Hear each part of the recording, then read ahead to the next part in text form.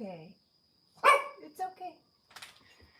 Hello everybody. Aloha. Good morning. Sorry for being a bit late. I had some puppy trouble.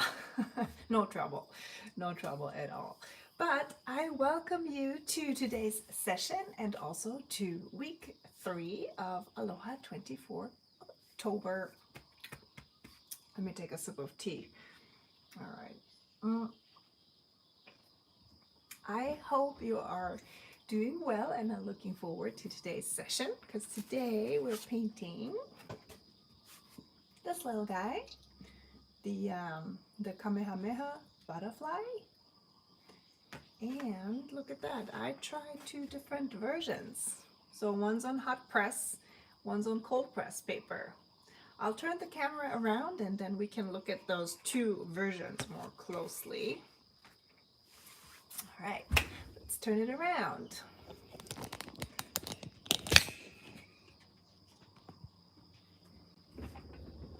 Hi, Leo. What you working at, huh? Oh, I know, it's the mongoose. I know. I know. Hi. Hi. Okay. And in a minute, I also have eyes on the chat. So I can see all your comments. Leo, I gotta paint now. Leo puppy. Yeah. No, can't sit on my lap now. Sorry. Later. Oh, phew. Yeah. No. Oh boy. Come on.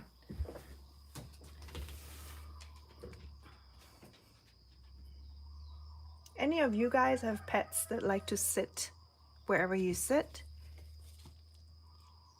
Like artwork, art table, your lap. Leo. You know, no means no, my little one.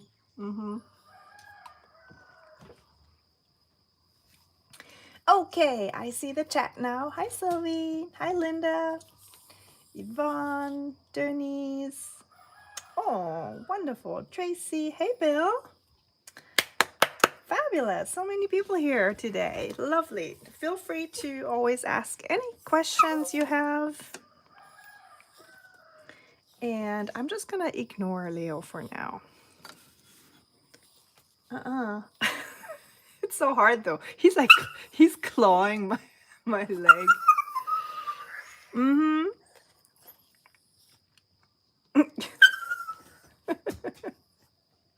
Okay, so Tracy says, if we leave the chair, the cat takes it. Oh yeah, absolutely. Yeah, I mean, you guys know we have cats as well, so it's a big zoo. Everybody sits everywhere. Okay, let's start with comparing these 2 butterflies because I found it was so interesting to see the difference. So on the left hand side here is the cold press paper. And even though this is a fine grain cold press, you can see the texture of the colored pencil come through really well. And all in all, I think the blends look different too compared to this one here on the right hand side, which is hot press smooth paper. So yeah, I was really astonished about the difference. I mean, not too surprising, I guess, because the texture is very different. I hope you can see this here on camera. So I encourage you to sometimes, or if you like, have, and if you have different types of paper, to use them and see which ones you like better for whatever reason. I can also tell you guys that the hot press paper dries more quickly. So if you want to work more quickly, you know, this would be something to bear in mind. The cold press paper, in my opinion, is usually easier for wet on wet blends. So this is one of the reasons I'm going to use it today. The paper stays moist longer and you have the opportunity to work with the paint a bit longer. Whereas with the hot press paper, it dries more quickly and the paint behaves a little bit differently. You have to kind of like push the pigments around more. At least that's how I feel from my experience. The colored pencil lines, I think, are showing up a bit more smoothly. So that would also be something, whereas with cold press, rough paper, you know, you have a lot of texture. So yeah, just these two things to bear in mind. I'm working on Baohong cold press paper today, which is this one here. No, sorry, this is actually the hot press. Excuse me, HP hot press. So this is for this butterfly here. The cold press paper I have from these guys is actually on a roll, which I cut into this size this morning, and I did it a bit too late. That's why I put it on a cardboard piece like this, because usually I just press the paper overnight so it's flat, but in this case I had to tape it down so it would stay in place. Okay, let me rearrange things here so we can start with the sketch.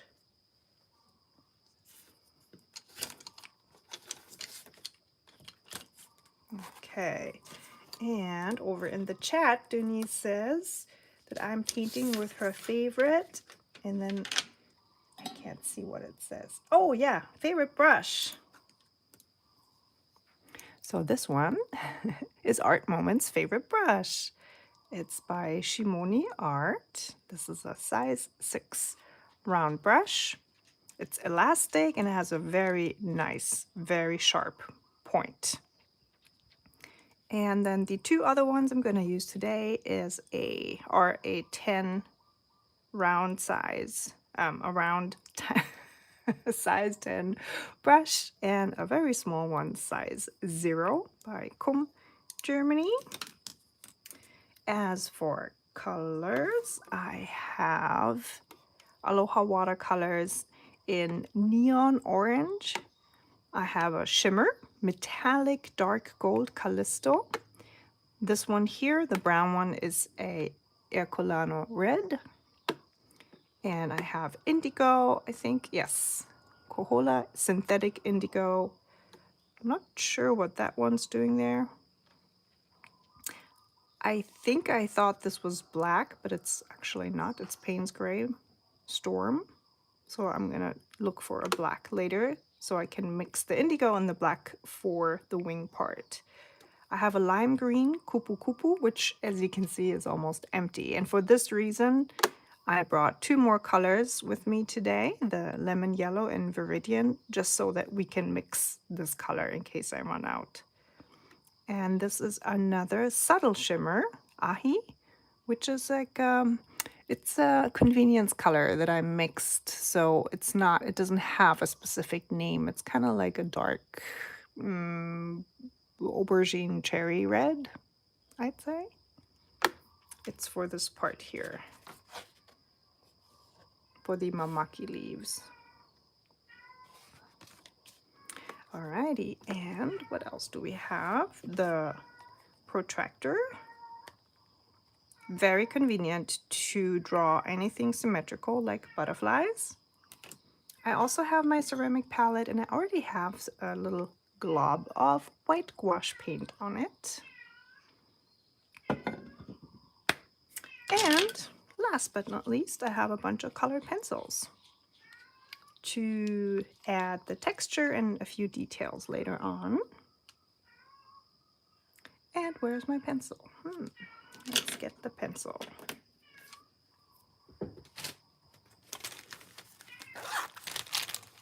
Pencil, pencil. It's always one thing I forget to get ready. Then I clean up my desk and then I can't find anything. You guys. Every time it happens. Clean up and no can find. Hold on. I think it might be over here. Look, I have my little travel to go bag with my brush pens and my colored pencils. And one of these rolls has, which I find super convenient, look, this little pouch in the center. There should be a pencil. There it is.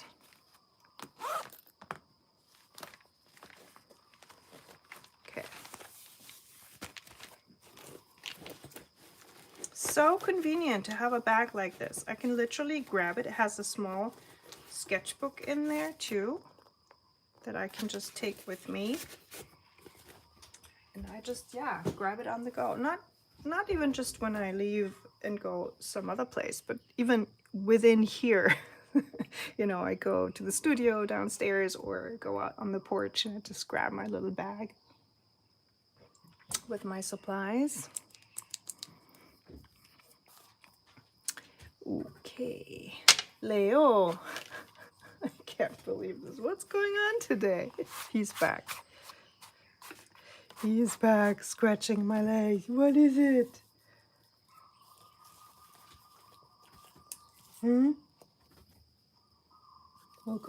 go for a walk later. Okay, so the protractor I have here is in centimeters. It's 7 centimeters to both sides, which is, I'd say, what is that, 2.5 inches approximately. Naturally, it depends on the size of paper that you use today, but the idea is to try and create symmetry using some kind of a straight edge. So in this case, I chose the paper size so that it fits smoothly with the size of my protractor here. But if you do not have this at hand, you can just use a ruler. And then from the center of whatever you measure for your butterfly, just draw a line. And this is where the body of your butterfly will sit. And it really, you know, you have to eyeball it a little bit, how wide the wingspan is. Let me zoom in a little bit so you can see better. So in my original butterfly here, you can see that it is approximately 7 centimeters to each side. And then I would assume the same amount, 7 centimeters down to the bottom, or 2.5 inches to each side. However, don't worry too much about the absolute perfect symmetry of your butterfly. I'm just giving you a little advice here how you can achieve symmetry if you choose to do that. I also sent out a template in my latest newsletter yesterday, and you know, you can just copy that one and not even worry about creating your own sketch using a protractor or a ruler. Okay, I just lightly drew in the body, and then from this point, what I always recommend when you do anything symmetrical is to do every step on both sides right away. So I usually don't draw one wing first completely and then the other one. I kind of do everything. So one step on the right hand side and then the same step on the left hand side. And this goes for painting the lines later on especially. So when we get to the point where we paint those metallic lines, that's where, just in order to not get too confused, I want to do everything I do on the right hand side on the left hand side right away. Okay, we go down to the bottom, create a little bit of space in between those wings. And as always, I'm pressing down a bit harder here with my pencil. So if you do this right now with me, I would encourage you to not press down too hard. Really just keep the pencil lines very light. Because as you all know, once you start with the pencil lines, the watercolor will mask it and then you can't erase the pencil. So for the upper wing, you go down a little bit. It's gonna be about half of the upper body size here, this point. And then you draw a line down towards your protractor line. Do the same thing on the other side. And you can already see we now have the skeleton of our butterfly. However, the wings here go out a little bit. So now you're drawing outside of your original pencil line. Do the same thing over here.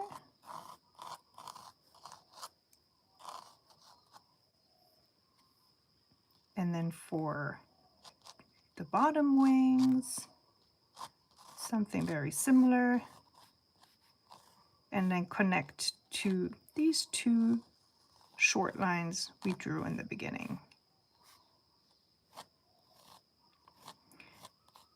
Drawing anything in a symmetrical way really takes a bit of practice. You have to learn to kind of think in reverse. And you can see, you know, I already messed up here a little bit. This is kind of like too small. But honestly, don't worry about it too much. I know that especially with butterflies, because they are so symmetrical, you kind of try and want to get the symmetry right, but it takes practice. So if you don't get it right the first try, don't you worry. Okay, I'm gonna move my paper so that I can get the same curve here. It's always easier to draw in a certain direction. So it's different for everybody, of course. If you're left-handed, it's gonna be probably this motion. If you're right-handed, it's probably gonna be this motion. This comes very natural to us, this type of curve. If you wanna draw a curve like this, for example, you're gonna have a more difficult time.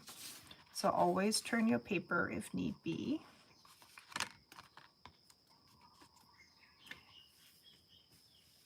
And if you like, you can draw in the shapes of the mamaki leaves as well, or you can just very lightly, you know, just indicate where you want these later. Of course, if you don't want to cut these off at the edges, please feel free to draw the whole leaves. You can also make them a little bit smaller.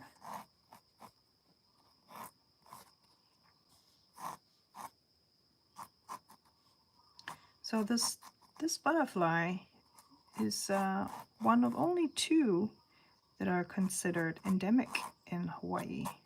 Endemic meaning they can only be found here.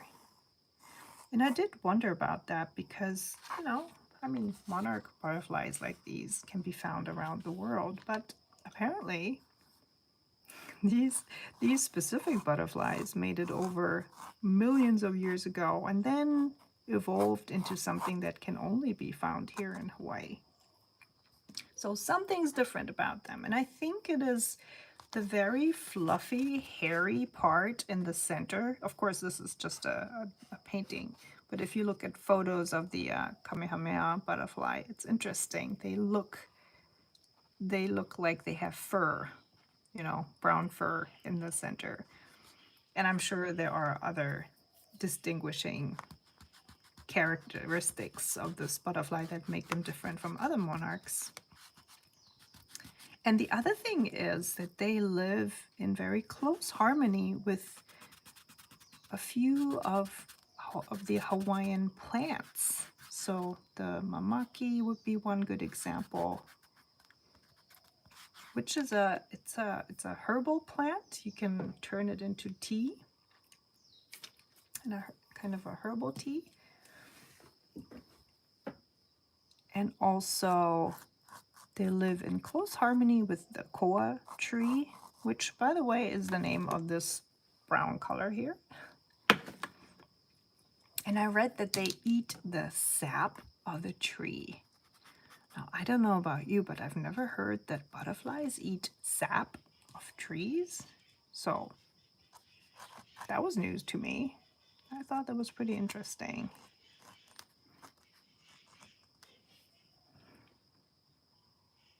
Okay. So I'm not 100% happy with my butterfly shape. I still think it's a bit too long here in comparison with the fullness of the wings. So I think I'm gonna draw this one out a little more. Same thing down here. This is very rare for me, I have to say. The fact that I sketch so diligently and not just start and jump right in.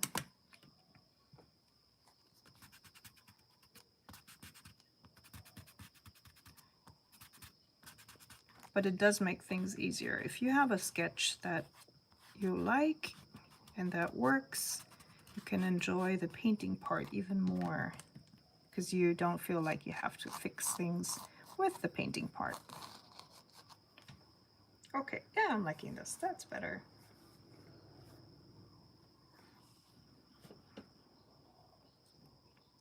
Okay, so I know it's very tempting to draw in the lines as well, but I will take you through everything step by step. You do not have to draw in the lines. However, if you really feel like you need the lines, then please by all means do that, but I'm just not going to do it for this session. Okay, and the next step is to paint water all over your butterfly. Make sure you only cover the butterfly and not the leaves yet. So we want to stay within our pencil drawing, and you're covering the whole butterfly. On watercolor paper, water creates a natural barrier. So whenever you draw or paint with water like this, and you drop in paint, the paint will stay within the borders of the water, which is super convenient.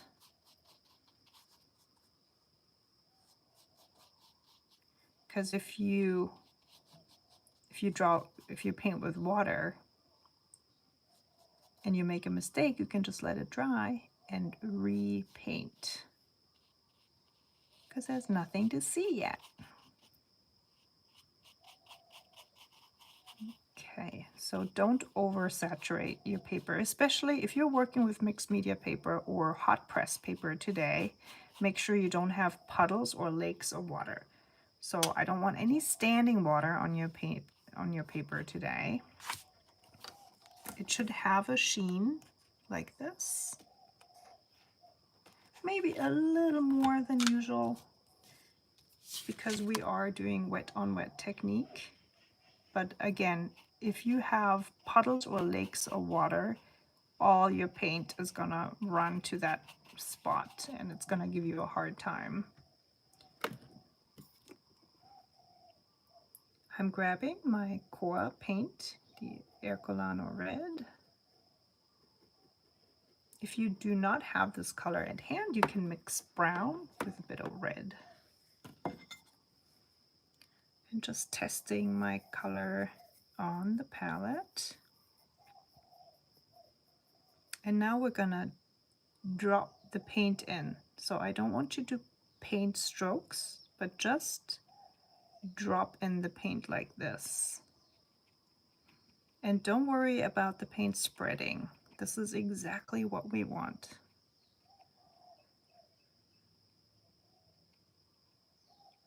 Now with this kind of technique, the more paint you drop into one spot, the larger or the bigger the spot will become. So up here I want a little bit more paint on both sides. So I continue to dip, dip, dip, drop, drop, drop, paint like this.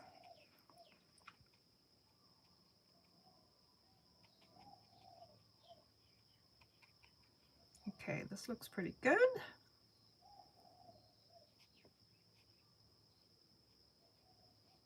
I'm using the tip of my brush to create a more defined line here for the head. All right, I'm rinsing my brush now with water and picking up my neon orange, which is Lanai. If you don't have neon orange, you can use, if you have, neon red, for example, or mix it with neon yellow. It doesn't have to be neon. You can also use a very bright orange. I just thought it was really fun because, you know, those butterfly wings are kind of translucent and they reflect the light so well. And these particular butterflies are just very vibrant. So the orange they have is truly vibrant. That's why I picked the neon orange. I have it here on my palette, checking the consistency. So if you have something like this, then this is looking good. Not too thin, not too thick. And then you start dropping it onto the paper, just like we did with the brown. And as always with watercolors, they will do their own thing. There's no need for you to manipulate the paint too much until we get to the part with the dark indigo. We might have to do a bit more, but I'll show that to you in a minute.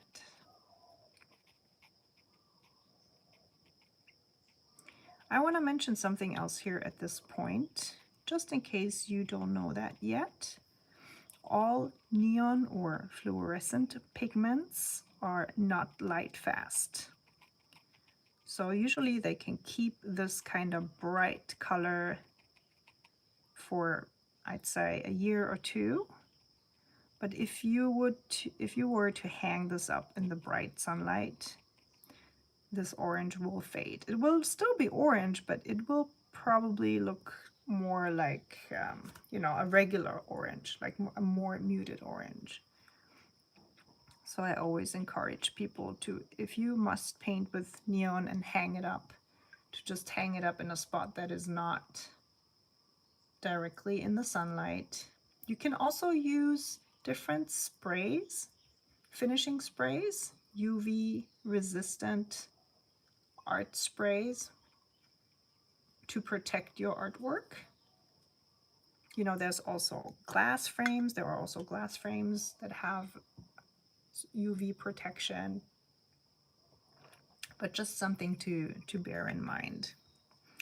And this is true for all paints, but especially watercolor is very sensitive to sunlight because it's a transparent medium.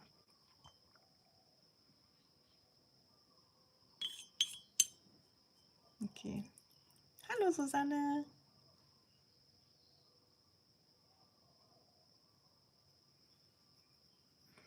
Okay, we're gonna switch over to our indigo. This is Kohola synthetic indigo. I'm grabbing a little bit. This is a very powerful color and also very overpowering. So I want to make sure I'm not using too much pigment, and I water it down a little bit. I can always add more pigment. Okay, moving this to the side. And now you want to start at the outer edge.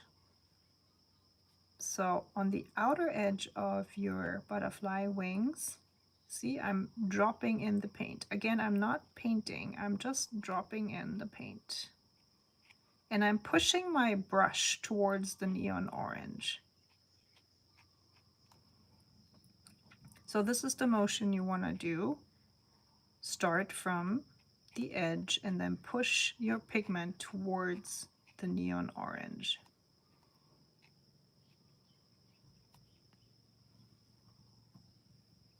There will be a few spots where you want more paint or a higher concentration of paint. For example, down here. So you can just go back in with more pigment on your brush.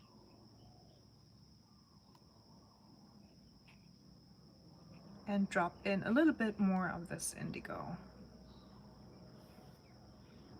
Also up here. At this point, if you have a certain tilt to your paper, you will also notice that. Or if your paper is buckling, you will definitely see that right away because your paint will flow into that direction. So for this kind of exercise, I would suggest that you try and keep your paper flat or as flat as possible. So taping it down, using a pad that's glued on all sides will definitely help. Or, you know, just don't worry about it. This is a practice session for you to test out a wet on wet method. And as everything, it takes practice.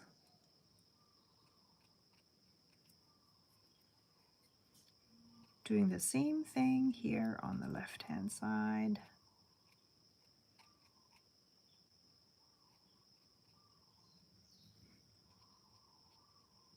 I do have a very white spot here, which is, you know, it's not a big problem or anything, but I do want to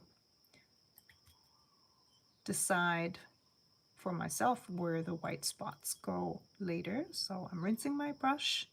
I'm drying it a little bit on a paper towel so that it's not sopping wet. I'm just adding a little bit of my neon orange.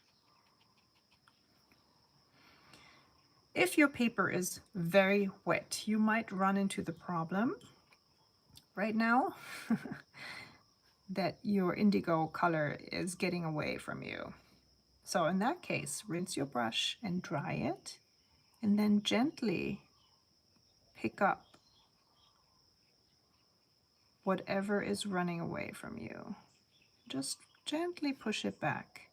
It's important that you do not use a lot of pressure for this part, because otherwise, or if you use too much pressure, you'll just end up with having, you know, like the white of the paper shine through again. You do not want to take away too much pigment. So you're basically just pushing the pigment back to where you want it to be.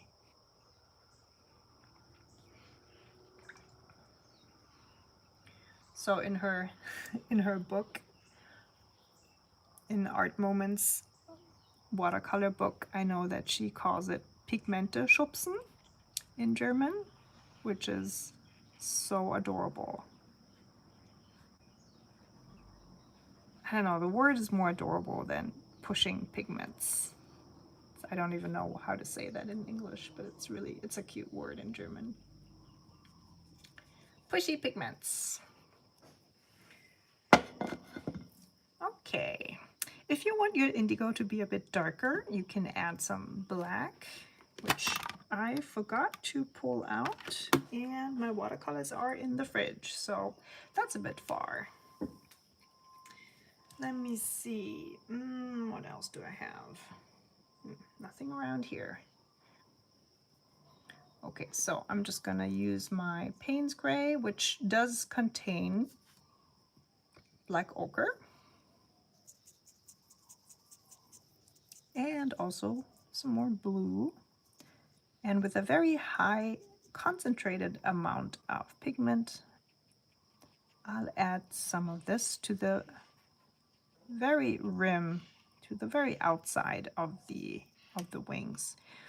Now, if you already have a lot of darkness going on in your wings, I wouldn't add any more pigment, because the more you add, the more you push your pigments, the more the dark side will encroach on your bright neons. So you can see this happen here, yeah?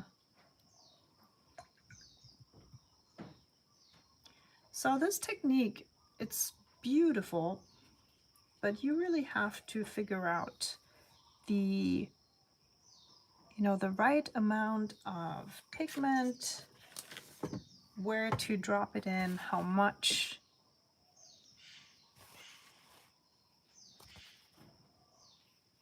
So that it doesn't overpower certain other parts of your painting.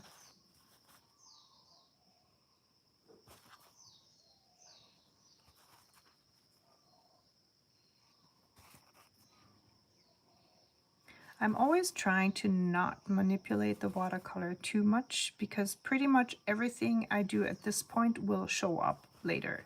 So every stroke of my brush will show up in the final dried watercolor. So make sure, if you do what I'm doing right now, that you follow the natural curve of the wing so that it does look more natural when it dries. Okay, yeah, I'm pretty happy with this. I think this looks fine. The neon part could be a bit more pronounced, but that's okay. At this point, if you can, I would totally recommend to let this dry naturally. The problem with the hairdryer or heating tool is always that, you push around the pigments some more. If your paper is really wet still, you actually might push out the water. So just be careful when you use a hairdryer for drying this layer. But, for the sake of this class, I have to use a hairdryer, of course, because otherwise we'd be waiting for half hour or so. So I'll be right back.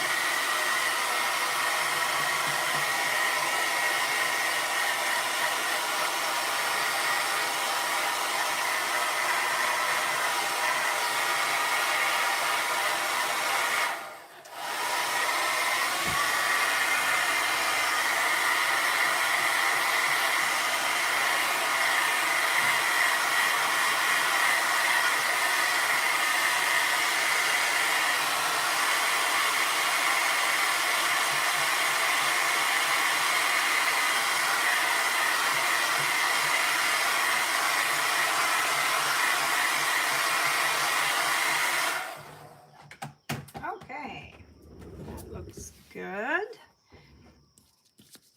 And this is what it looks like when it's dry.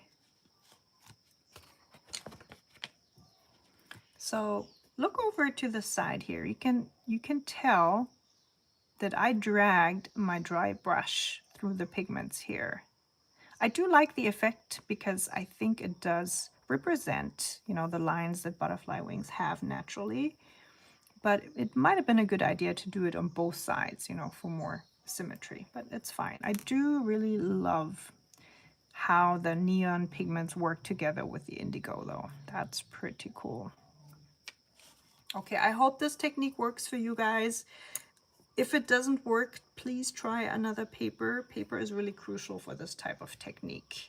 If you use non-cotton paper, your water will sit on top of the paper, your paints will sit on top of the paper, and you might end up with really big puddles of paint that won't mix properly. So if you have a paper that is at least partially cotton, then I highly recommend that you use that for this effect. All right. Okay, you guys, how is it going? Are you guys painting along or just watching for now? And again, any questions? I'm happy to answer. Okay, I'm looking over to the chat, and Susanna says that there are a lot of monarch butterflies flying around. She's in Germany. And yes, they are similar, absolutely. I mean, all these types of butterflies are related. This is the, I think they're called Vanessa type, I mean the biological name. But as I mentioned in the beginning, it's fascinating that some of these made it over to the Hawaiian Islands millions of years ago and then developed on their own into something that can now only be found here. Okay, for the next step, we're gonna paint the leaves. So we're gonna grab our lime green. Man, this is really empty. You know what, just for funsies, let me show you how to mix this type of green. So if you want a really bright, almost neon type of green, you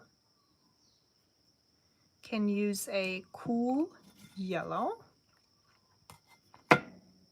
such as lemon yellow.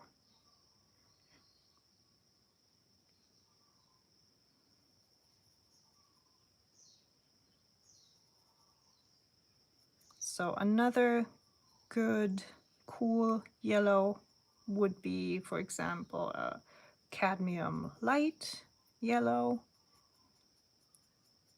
But I do love lemon yellow. It has a very greenish tint to it already, so it's easy to mix bright greens with a lemon yellow base. And I'm grabbing Viridian here. You can also use phthalo green.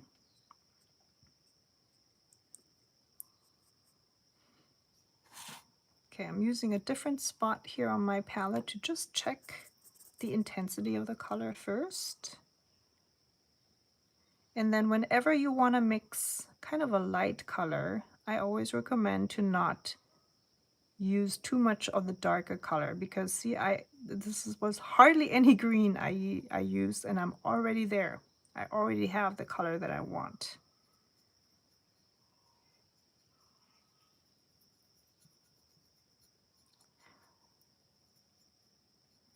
Okay.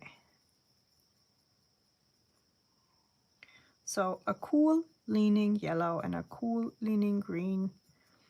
You might wonder why I'm saying cool leaning green, because, you know, green always seems to be a cool color, but there are some warm leaning greens as well. The ones that contain a bit of a, or have a little bit of a red hue. So with our mixed green, gonna paint the leaves. If you like, you can also lay down water first, just like we did with the butterfly.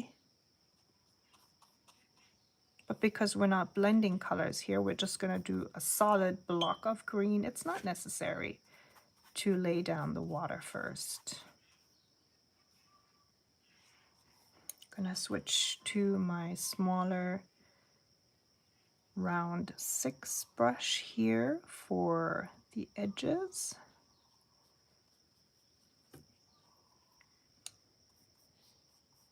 So I often find myself switching between different brushes.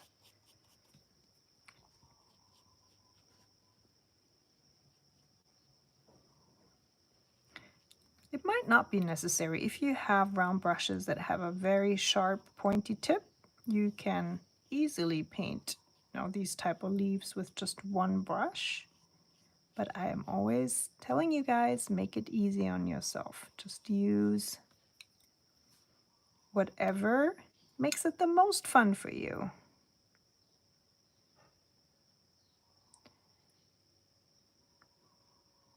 I'm drawing in little triangles here to indicate that it's a mamaki leaf. They do have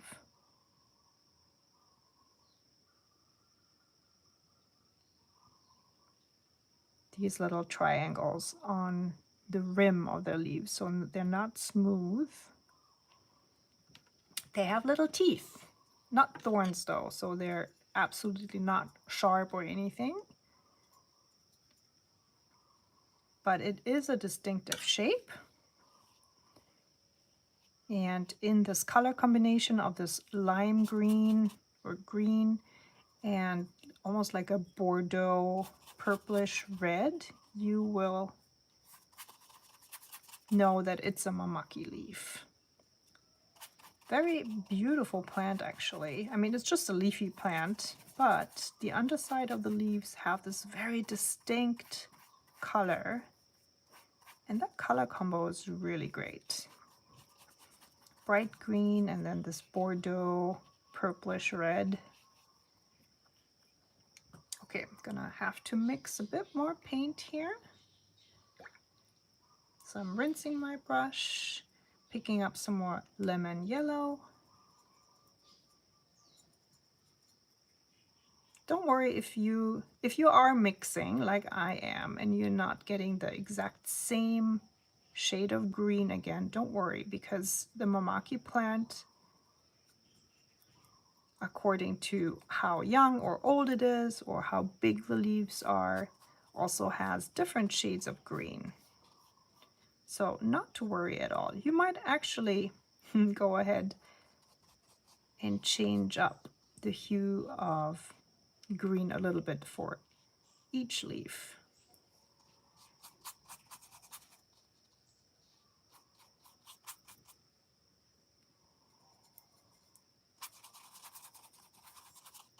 In general, if you're painting something with the exact same color and you have to cover a large amount of paper, then I always recommend to mix enough of the color, of course, makes sense, right? Or to use a convenience color, you know, a color that is already mixed for you, so you don't have to mix it yourself. Which, as a watercolor paint maker, of course I do encourage people. Use my mixes. Okay, here we go. I do love this bright green.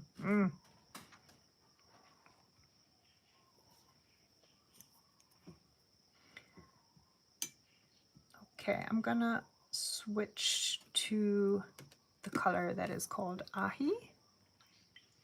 Ahi is a Hawaiian tuna fish.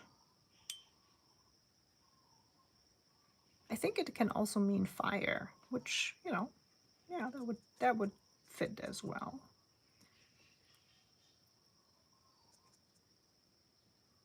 So if you don't have ahi, let me think. You can use French lacquer red would be good, or quinacridone magenta with a tiny bit of indigo, I'd say. This color also has a little bit of shimmer, but it's very subtle, so don't worry about it. You don't need to use shimmer for this part. I'm watering it down quite a bit. Again, this is a very intense color. And then I'm dropping it into the base of the leaf here while the paint is still wet. And then I continue and paint the stems.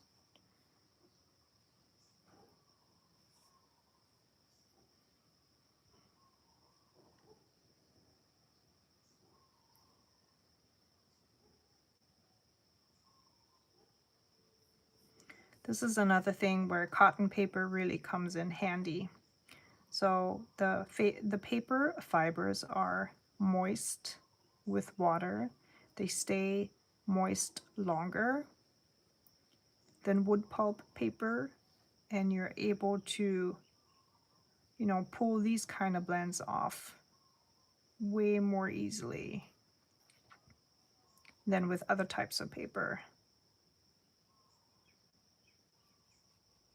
If you are using another type of paper and everything's already dry, you can rinse your brush, like make it really clean, and with just a little bit of water, go over your whole leaf shape again, and then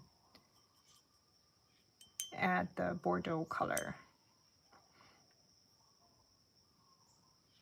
So my paper was actually pretty dry down here already. Let's see.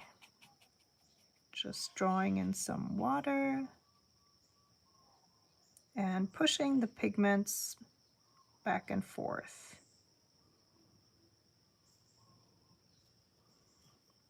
It is a bit risky, you know, if you don't cover the whole leaf, you'll have a drying edge here. So it's definitely better to cover the whole leaf with water so that everything dries a bit more evenly.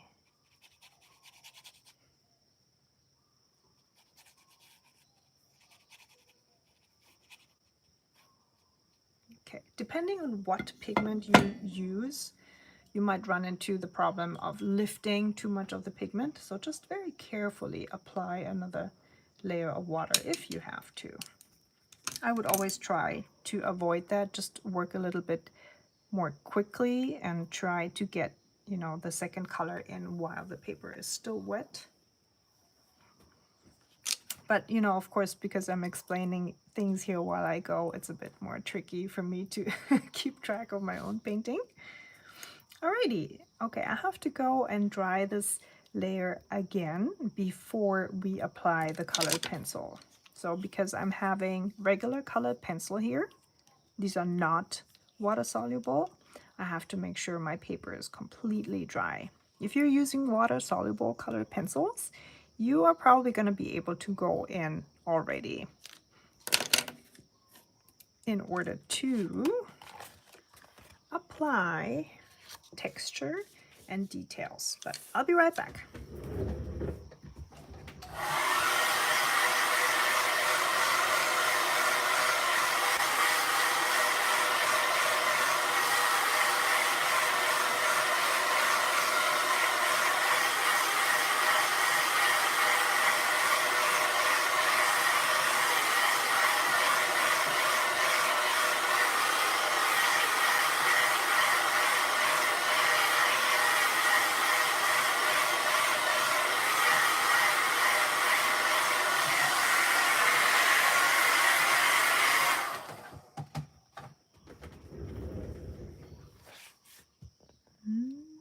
Yeah, I think this might still be. I always test my paper with the back of my hand because it has less oils than if you just press down with your finger pads. I think this is still a bit damp, so I'm gonna do this one last. Okay, how's everybody doing? Everybody who's painting along, I hope you are having results that are not too frustrating.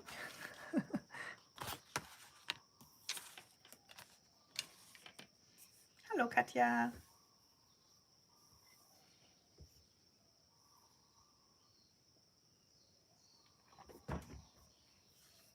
Okay, next step, we'll grab our colored pencils. I do have colors that are similar to the watercolors that I already used. So basically the shades of colors that I'm using are just a little bit darker than my watercolors. So I'm gonna do kind of like a tone in tone, adding some texture.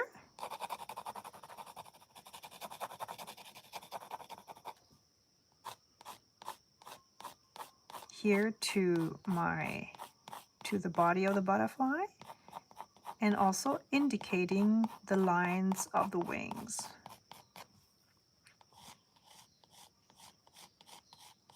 I do have to say, I mean, this step is optional. You do not have to add colored pencil to your watercolor if you want a more smooth look to your watercolor piece.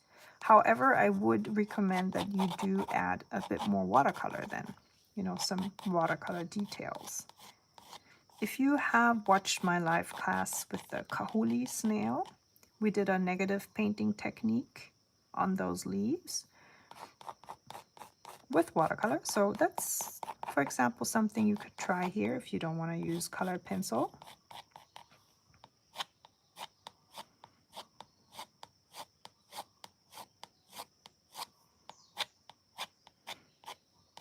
And for the butterfly, you could, for example, just go ahead and draw in some shadows with watercolor, thin down watercolor. which would be the step that I'm doing here now with my dark indigo colored pencil.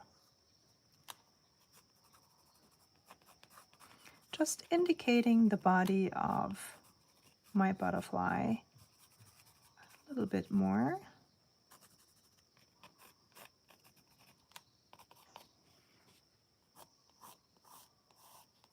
Adding one line to the top of the wings with my indigo, just to make the butterfly pop a little more. And then I'm drawing in the antennae. Again, please turn your paper if it's easier for you.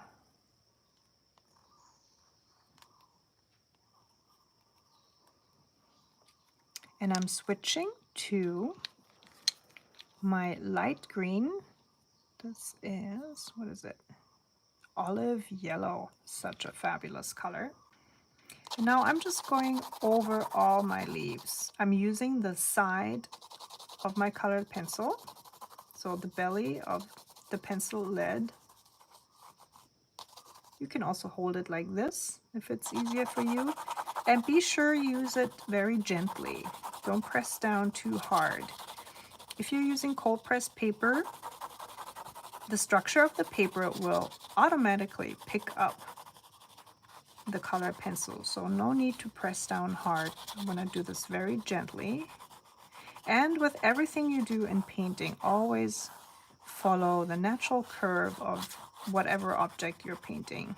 It's good practice, even if it doesn't matter. You know, in this case, I could draw in the color pencil like this and it would make no difference, but I just find it's always a good practice to train your muscle memory to just automatically follow the shape of everything that you're painting.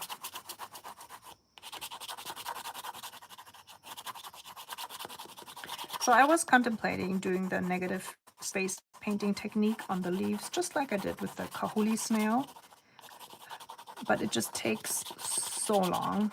And, you know, in order to keep these classes to about 1.5 hours, I just decided to do a little bit of a different thing today. That's why we're doing colored pencil texture. And as I said, I think this one is still a bit moist, so I'm gonna leave it for now. And then I have a darker green here, which is a moss green.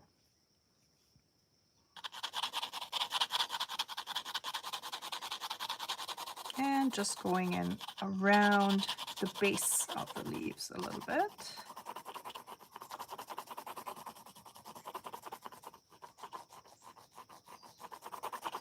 I just realized that I forgot to paint in the little triangles here on the sides of the leaves. No worries though, we can just do this with our colored pencil.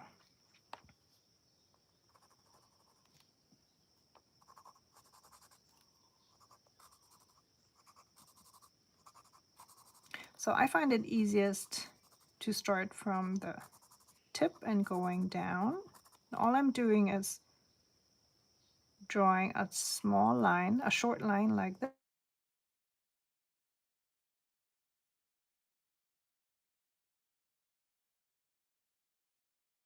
I don't even know if you guys heard that, but my mom just tried to call me.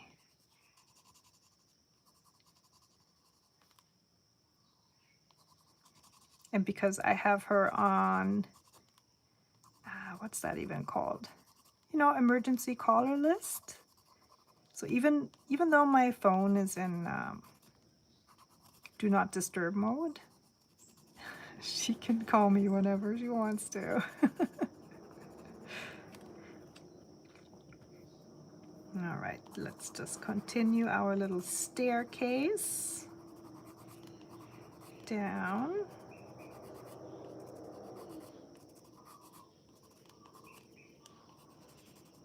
If you have a very rough paper, you might want to paint those little details with watercolor, because it will stand out quite a bit, you know, because the paper is pretty rough.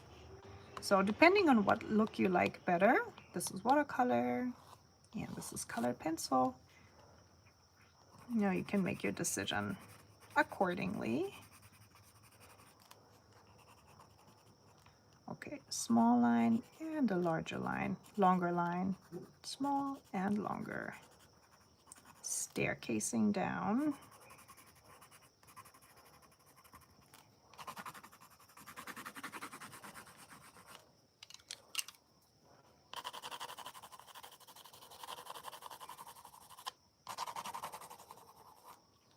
Okay, and then last step for the leaves, I have this pomegranate Prismacolor.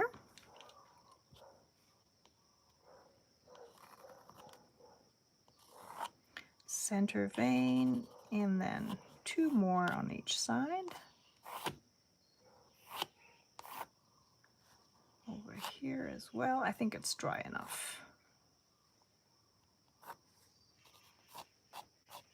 Okay, I'm gonna leave this leaf like this. I'm not gonna go over it. I could, I guess. Yeah, oh, it's fine. I kind of like the look of this. It's a bit more, see how the color is separated here? That looks really interesting. I like that. So I don't think there's any need for colored pencil texture. It already has a lot of texture. Ah, there she is. There's my mom.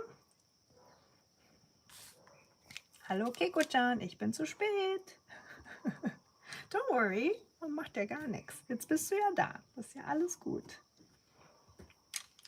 Okay, you guys, let's see. We have a few more steps, mainly to add the lines in metallic shimmer and to add the white gouache. All right, let's do it. Putting my color pencil to the side.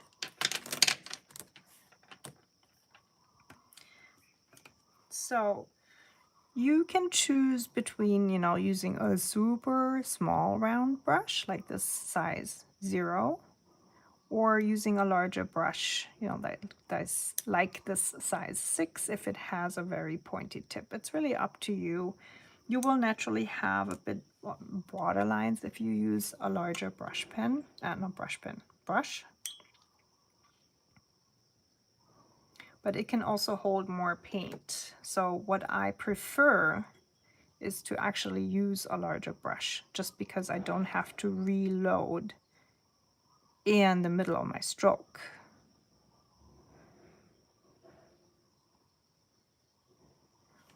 Okay, and how we're gonna do it is I'm gonna paint 2 lines or so on the right hand side, and then I'll do the exact same thing on the left hand side. And even though it might be easier for you to move your paper, you know, to turn it in order to get this line, for symmetry's sake, I actually prefer to not move the paper. So I can really just quickly do the same stroke on the other side.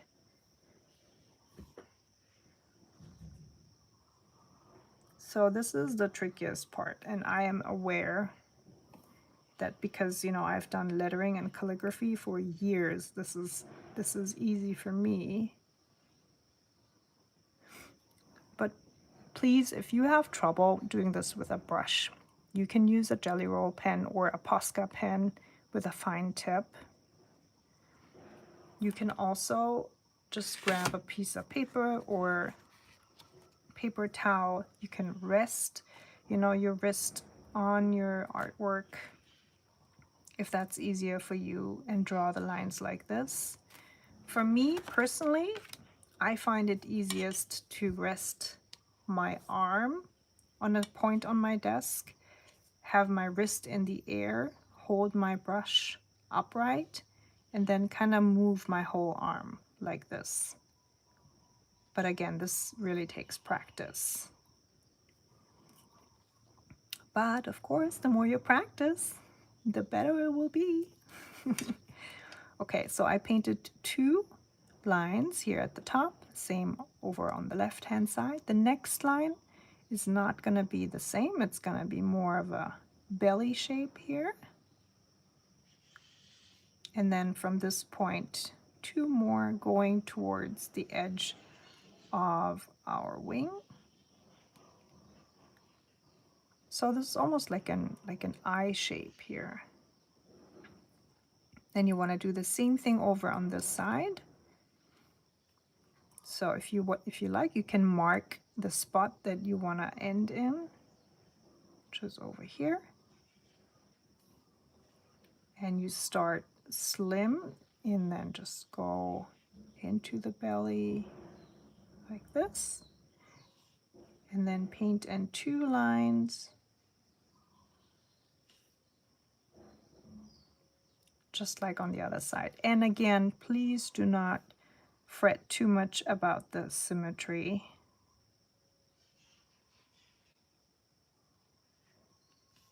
Honestly, just by getting the overall shape symmetrical, you know, when we look at the painting, we perceive it as symmetrical, even if the inside and the lines of the butterfly aren't perfectly symmetrical on both sides. That's totally fine. Okay, paint in a 3rd line here. I kind of forgot that one, and another one here. So you can see I'm already a bit off here on these 2 sides, but that's okay. I'm just looking at the 12 emojis my mom just sent in the chat. Thank you. Okay, next line, we go a little bit down and then just draw a line all across the wing again. And let's do 1 more. All right, same thing on the other side. I'm going to start here at the same height and then go down 1 and 2.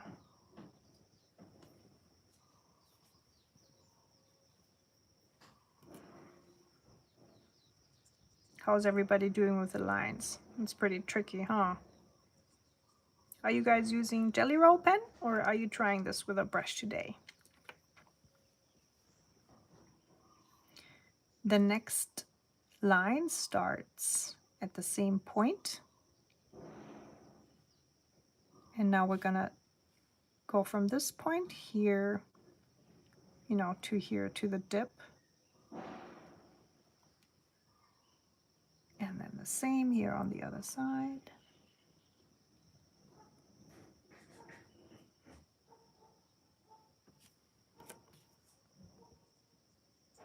Okay, we have just a few more lines. So for the next line, you want to move down the body of the butterfly a little bit to approximately here.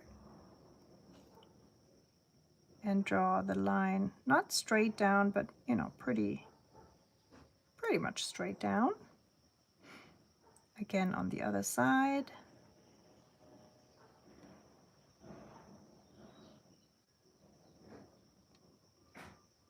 Then move down your line to approximately here. And now we're gonna fill this space here with 2 more lines. Same thing on the other side. You move down the line, go over here, and then add 1 more line like this. And because I'm using a metallic shimmer paint, it shows up really beautifully, especially on the dark indigo.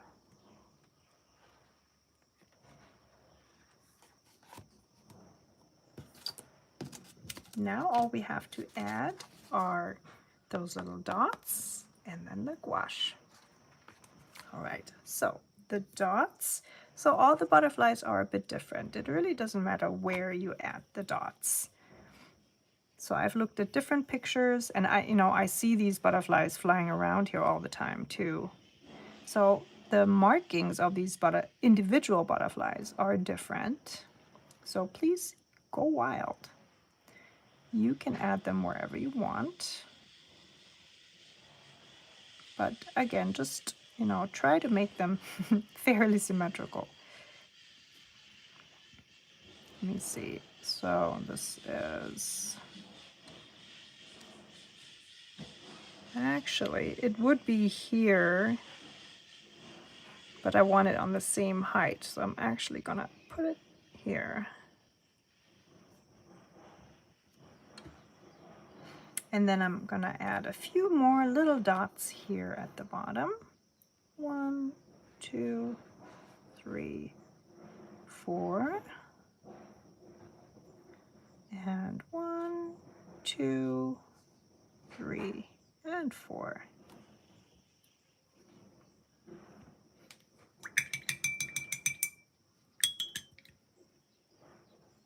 Okay, so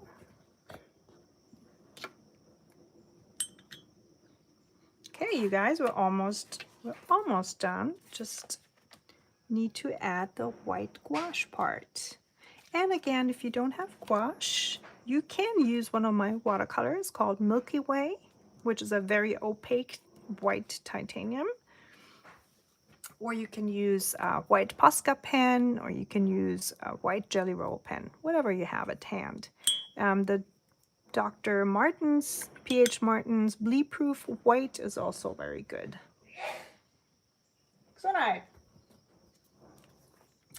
Okay, so I still have a little glob of gouache on my palette. This is traditional gouache, so I can reactivate it even after it dries. I also use a lot of acrylic gouache, which works just like gouache, but once it's dry, it's like acrylic paint. So it's basically plastic and you can't reactivate it anymore. But this one is just like a thick watercolor, and you want to make sure that you use just a little bit of water and a lot of paint. So we want this really nice and opaque. If you don't get it right the first time, just wait until it's dry and then you can add another layer. And again, feel free to place these marks wherever you want them to be.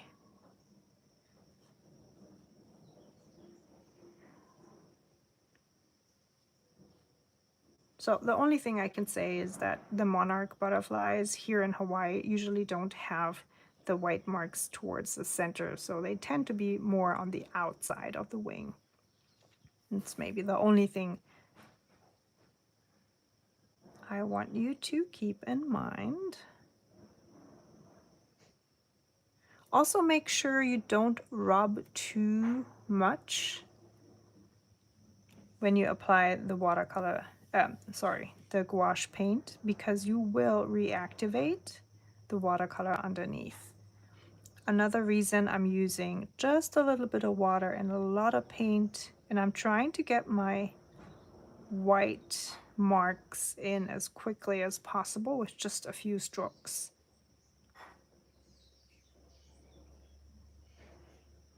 If you dab your brush, that's probably even better, because then you move even less of the paint underneath.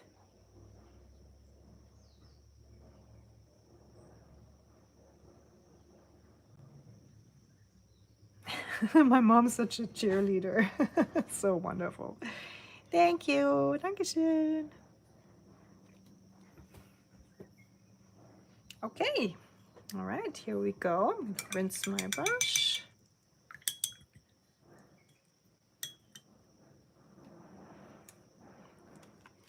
And here it is, our Kamehameha Lunepule Monarch Butterfly.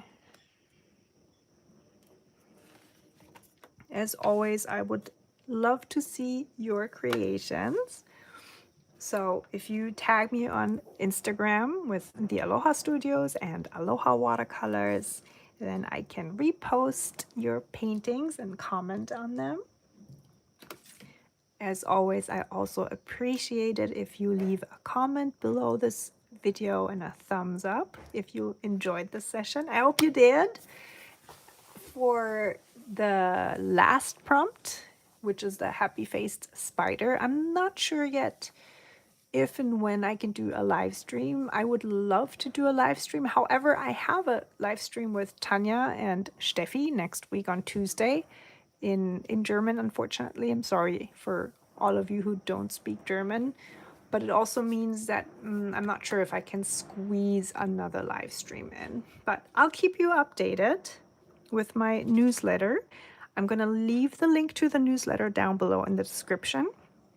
I'm sure everyone who's attending today is already on the newsletter list, but you know, just to make sure, this really is the best way to stay updated about my live streams and workshops and everything.